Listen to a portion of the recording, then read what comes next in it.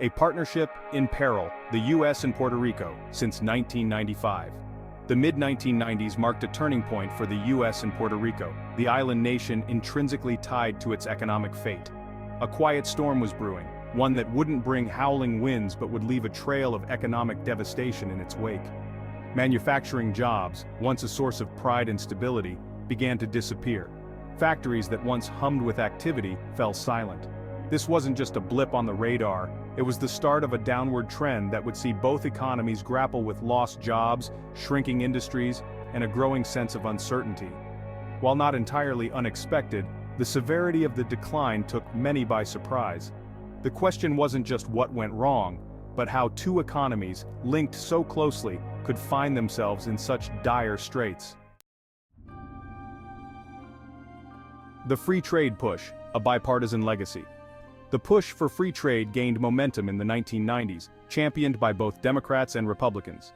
President Clinton, a staunch advocate, oversaw the implementation of the North American Free Trade Agreement, or NAFTA. This agreement, along with other trade liberalization policies, aimed to reduce barriers to trade between nations. The idea was simple: lower tariffs, fewer regulations, and goods could flow freely across borders. This, in theory, would lead to lower prices for consumers and increased economic activity for all involved. However, the reality proved to be more complicated. The playing field, as it turned out, wasn't exactly level. The tariff dilemma, a zero-sum game. One of the cornerstones of free trade agreements is the reduction or elimination of tariffs taxes imposed on imported goods. The logic is straightforward: remove the tax and the price goes down, making the imported good more attractive to consumers.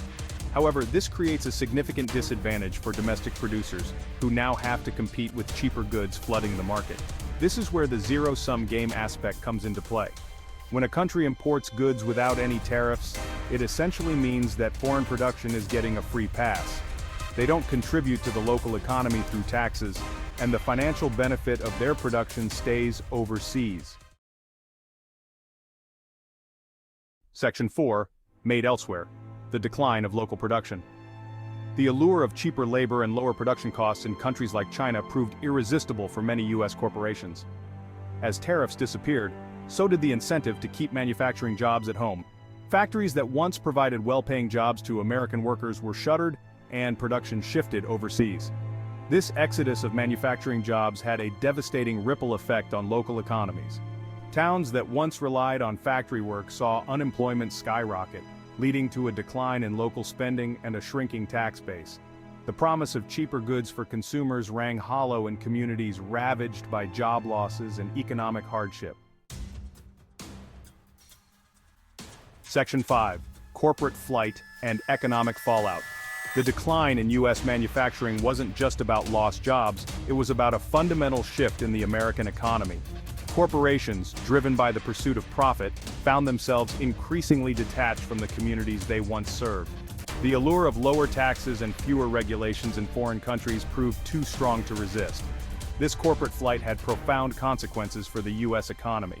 The tax base eroded as companies shifted profits overseas, leaving less money to fund essential services like education, infrastructure, and social programs. The dream of upward mobility, once a cornerstone of the American identity, began to fade as good-paying manufacturing jobs were replaced with lower-paying service sector jobs. Section 6, Charting a New Course: Protectionism or Innovation. The economic challenges facing the U.S. and Puerto Rico are complex and multifaceted, with no easy solutions. Some argue for a return to protectionist policies, erecting tariffs and trade barriers to shield domestic industries from foreign competition. Others believe the answer lies in fostering innovation, investing in education and workforce development to create a more competitive workforce. Finding the right path forward will require a nuanced approach, one that recognizes the interconnectedness of the global economy while also prioritizing the needs of American workers and communities. The choices made in the coming years will determine not just the economic future of the U.S. and Puerto Rico, but also the very fabric of their social contract.